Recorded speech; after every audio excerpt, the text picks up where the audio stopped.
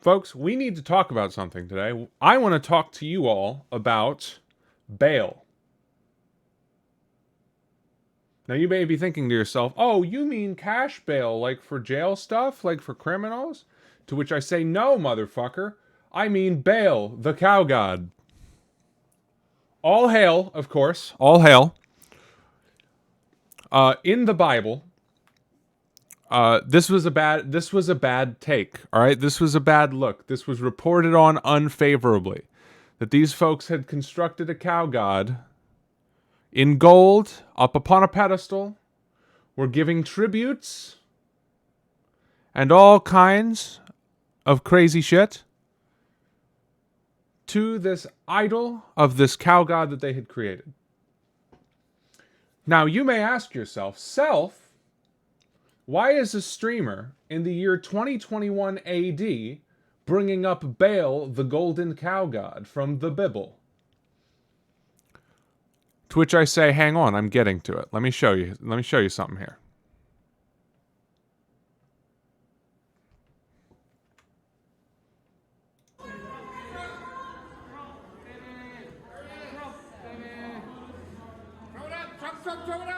Awesome. That is so cool. By the way, that's not my stream. That's the video quality. That's not my stream doing that. He's got the board shorts. He's got the flip-flops. He's got the tie. He's got the magic wand. He's got the executive order. There he goes. There goes my hero. Please don't DMCA. So that, my friends, is why we are talking about Baal the cow god. All right? They've constructed a golden effigy to display on the floor of the Conservative Political Action Convention. Is that what it stands for? CPAC? Conservative Political Action Convention? I feel like I should have looked this up maybe before I hit go live. Conservative Political Action Conference, I see.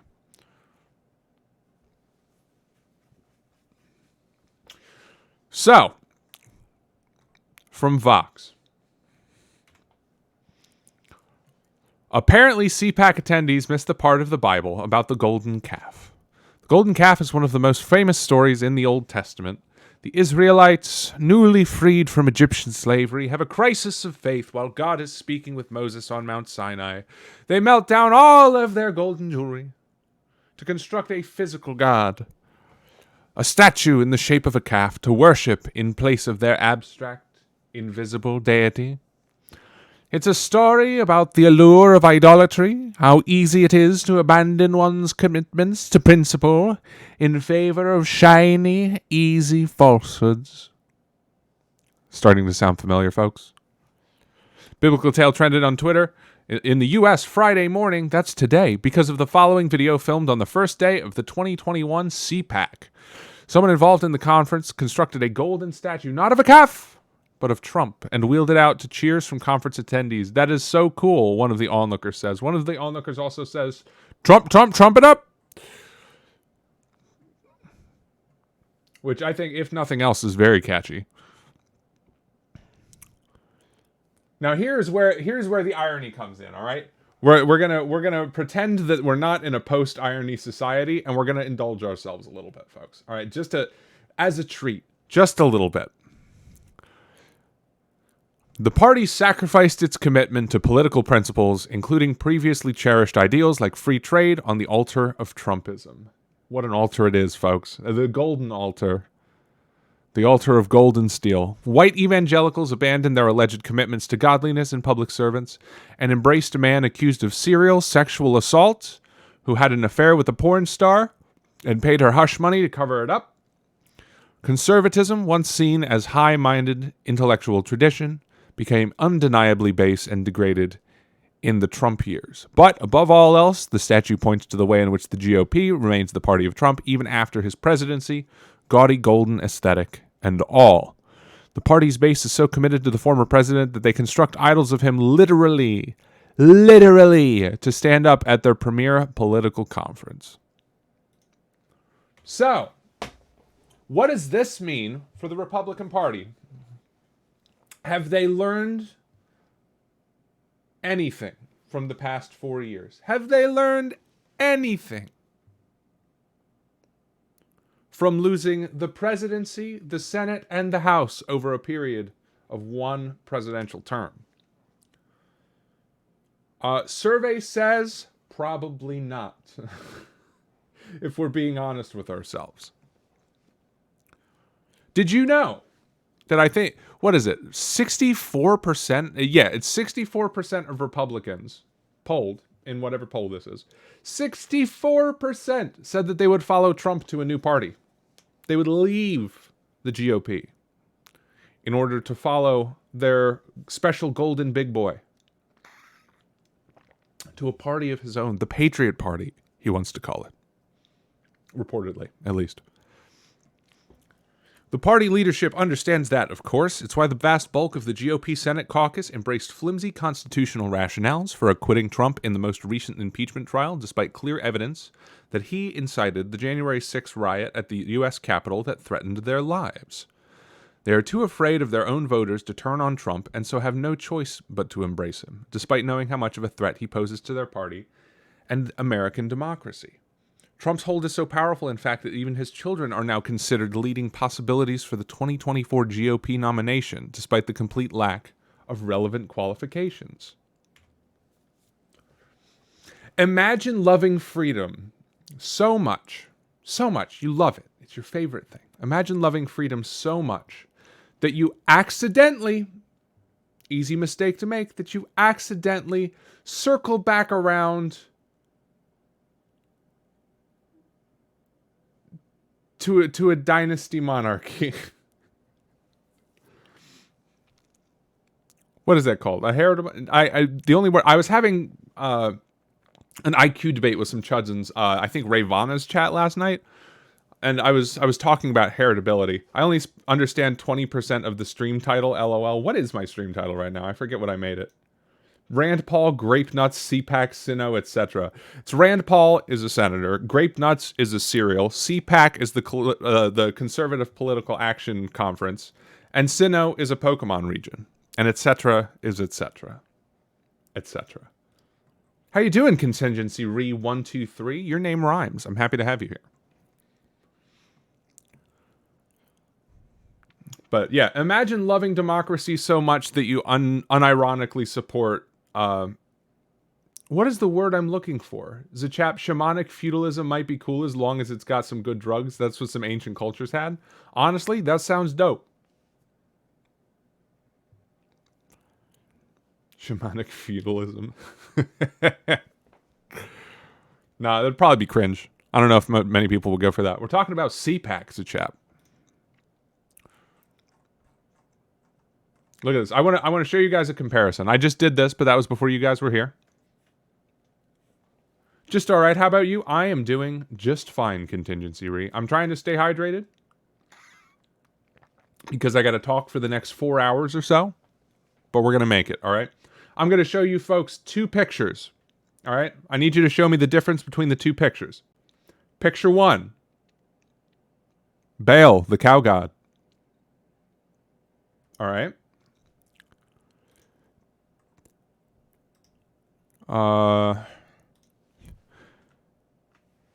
Picture two.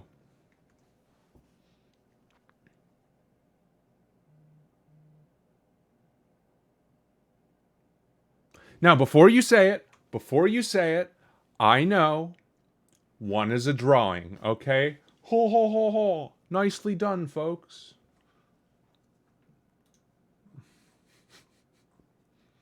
Very silly. Rich trolls. True. A recent poll found that Donald Trump Jr. was one of the most popular choices for the 2024 nomination, doing better than Senators Ted Cruz and Josh Hawley combined. On Fox News Thursday night, former GOP House member and Trump Chief of Staff Mark Meadows openly proclaimed that it is still Trump's party, either Donald Jr.'s or Ivanka's. We will see the start of planning for the next administration, and I can tell you, the people that are at the top of that list, all of them have Trump as their last name, he says. God, dude. This is scary. Let's see what Mark Meadows has to say here. What we will see on Sunday is we will see the start of planning for the next administration. And I can tell you, the people that are at the top of that list, all of them have Trump as their last name. You know, But what? Oh, good. He was on Tucker. Lovely. In the Bible, the golden calf story ends with the furious Moses destroying the idol, dumping its ashes into water, and forcing the Israelites to drink it as punishment. Yuck. In theory, the voters in 2020 could have been the party's Moses, the loss of the White House and the Senate, their bitter ash water. And yet, here they are, still building idols of a false god.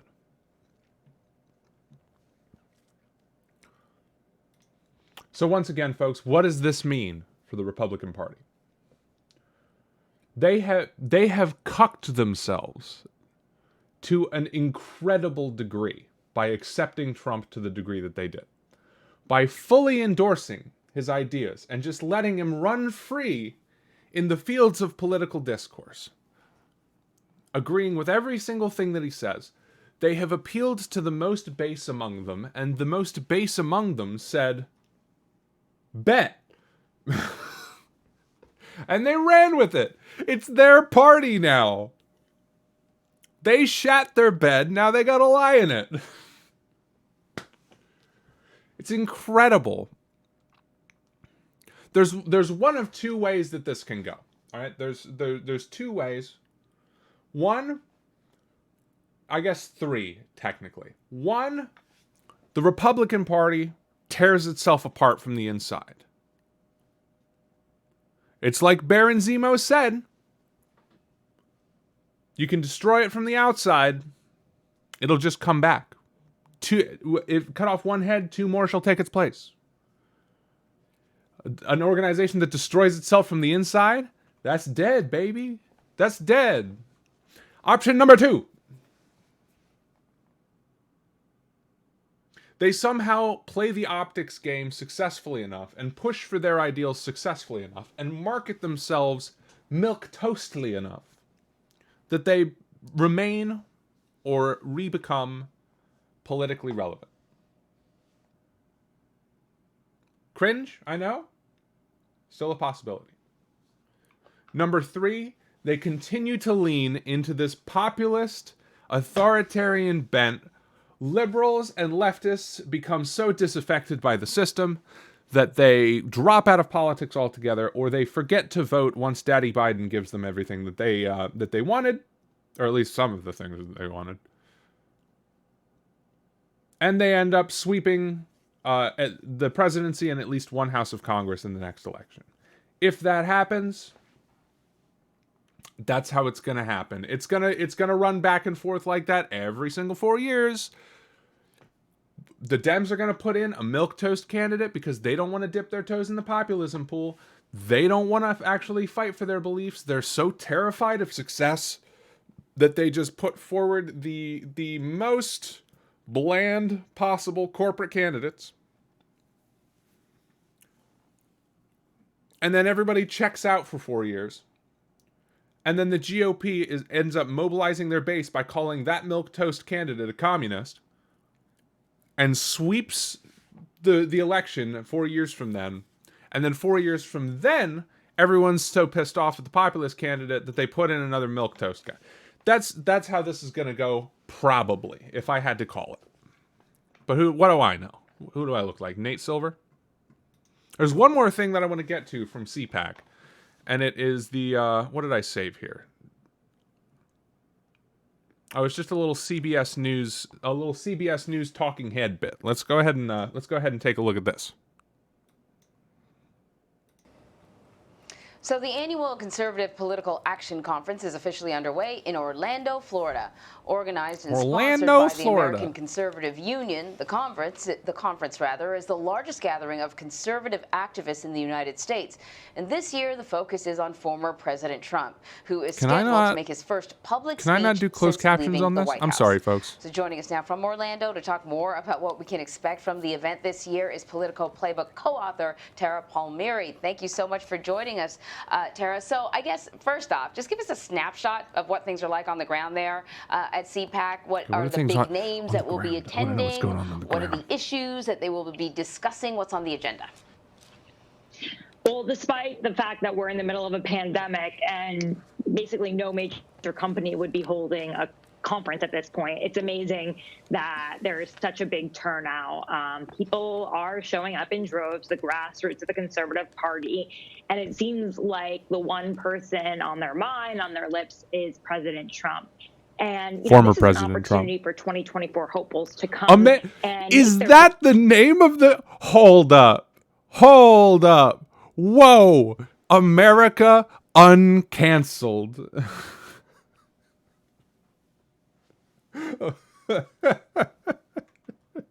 Oh,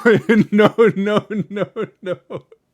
Oh, also, I wanted to show you folks this. All right. So I retweeted this earlier. America uncanceled. That is incredible. We live in a post-irony society.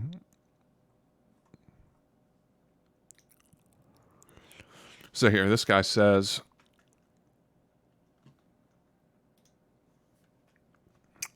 having worked with Norse and Elder Futhark iconography for years, I'm quite alert to the glyph shapes and their associations in the modern world and history. So why is the CPAC 2021 stage an odal rune, and specifically one with serifs or wings that was used by the SS?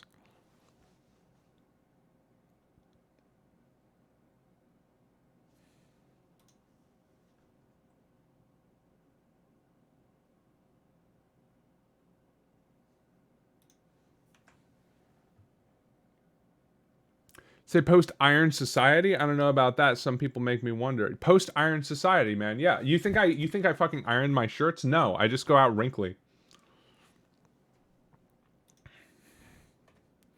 Look at that. That is a who the fuck put Stephen Miller in charge of building the stage for CPAC?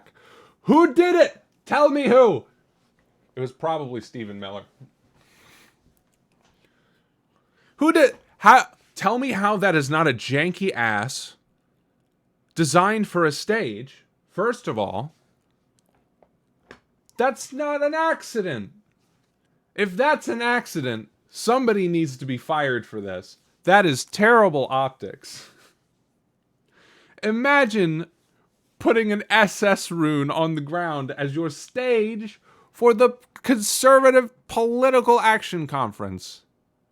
The political action conference for your party. Everything's probably plastic and petroleum. True. Opportunity for 2024 hopefuls to come and make their pitch to grassroots and do their stump speech. America You've got uncanceled. Senator Tom Cotton coming up this afternoon. You've got what? Senator Josh Hawley. Cancel America. It's had Donald a good Trump run. Jr. coming up this afternoon. They're all this last season widely was considered fucked. to be potential 2024 nominees.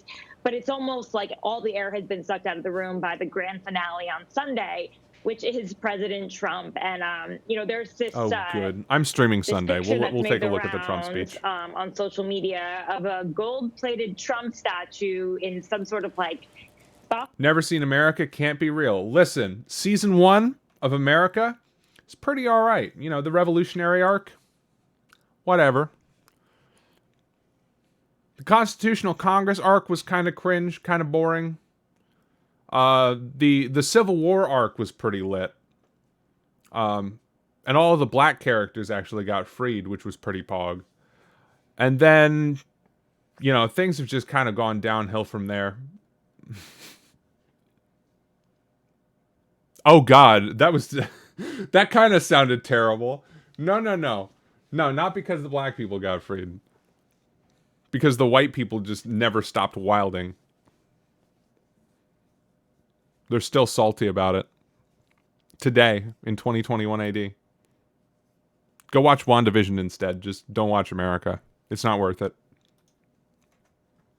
boxer shorts, red, white, and blue boxer shorts, and it's just sort of like a I looked at your minimum wage page. Yeah, what'd you think, Chap? That is probably one of the most proud pieces of media. That's one of the pieces of media that I've constructed that I'm the most proud of. Because the systemic racism page ended up, I pulled a lot of those annotations from other content creators who had made them, specifically Rose Wrist, a couple from Vosh, and then a couple of them I wrote myself, but I didn't credit myself on them. The minimum wage page I made by myself. It was all me, all my research, all my annotations.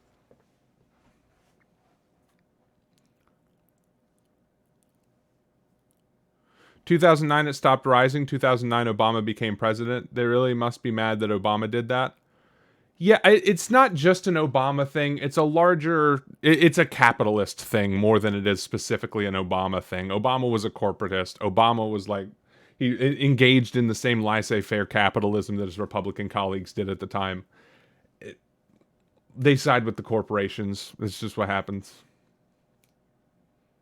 It's a larger socioeconomic issue, specifically that we do not tie it to overall average income or to some percent of productivity. You know, it's something we got to fix. System's bad. System broke. Statue of really the leader of the conservative movement right now, and I think all eyes for us, you know, political types and reporters to see, like, all right, is there going to be anything interesting in this video? One of the things that I find kind of remarkable, never let this show me. Are you going to cover any of the speeches, or are you just going to talk? The party. And that, you know, I thought this was going to be a lot more interesting. Party. Mitch McConnell. But that's what happens when you don't screen videos before you stream. I save my pure. Ooh, was this a look at the stage? Suburban women. Give me a look at the stage. Trump, who Show had me. Abandoned a lot of Republicans because of their loyalty to him. No, I'm not going to find it. And that was they actually like about seeing. Looking at patterns, I just wonder what happened in 2009, 2010, since it was before raising every year. I mean, if we want to look at it since the 80s, let me find the. Hang on, let me wrap up this segment, and then we'll talk a little bit about the minimum wage, and then we'll move on to something else. So CPAC seems as though it's just going to be an empty husk of a CPAC, more obsessed with glorifying former President Trump and hoping for a Trump 2024 bid, whether it's him or his kids, than any amount of actual conservative thought or policy.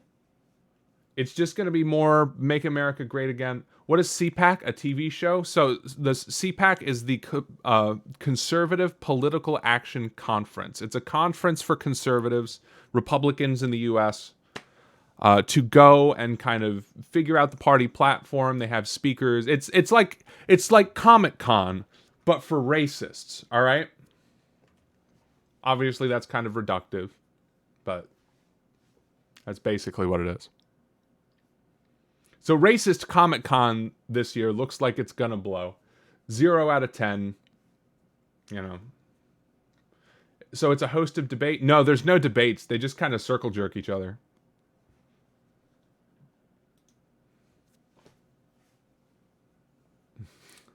They just have, there's no debates, there's just speakers, and they all get riled up and they're like, yeah, America, Republican Party, and then they all go home. It's just a way to keep their, it's a way to keep their base involved, and it's a way to keep their, optics and their message consistent by having like a platform that they speak at every year and say, this is where we're moving to.